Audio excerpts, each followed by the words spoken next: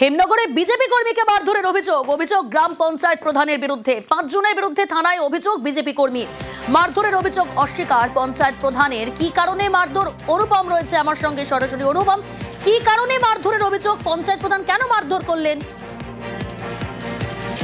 হ্যাঁ দেখো, এই যে হিঙ্গলগঞ্জের যে একদম সুন্দরবন লাগোয়া যে হেমনগর, সেখানে সুভাষ গায়েন বলে এক বিজেপি কর্মী, তাকে গতকাল রাতে কিছু লোকজন মারধর করে। সুভাষ গায়েনের এবং বিজেপির পক্ষ থেকে যেটা অভিযোগ করা হচ্ছে, সুভাষ গায়েন বিজেপি করে এবং সেখানকার সক্রিয় একজন বিজেপি কর্মী। সামনেই বিধানসভার ভোট, যাতে এখানে তিনি ভালোভাবে বিজেপির দলটা করতে না পারে, সেজন্য তাকে গতকাল রাতে মারধর করা হয়েছে। এবং এই অভিযোগটা করেন পুরো একদম সেখানকার যে স্থানীয় যে পঞ্চায়েতের যে প্রধান শ্যামল মণ্ডল, সেই একটা দলবলের বিরুদ্ধে। কিন্তু পুরো বিষয়টি শ্যামল মণ্ডল এবং তার তিনি অস্বীকার করেন।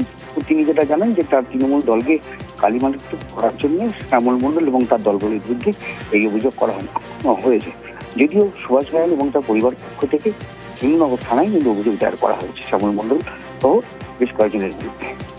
বেশ, এর আগে আমার এই বাড়ি ঘর ভেঙেছে, আমার গাড়ি ঘোড়া ভেঙেছে, আমার বাড়ির গাছ গাছালি সবই পরিষ্কার করে দিয়েছে, কাটে বাড়ির যা কিছু ছিল আসবাবপত্র সব ধ্বংস করে দিয়েছে, ভেঙেছে। মাছ কিনতে দিয়ে মাছ ধরে করে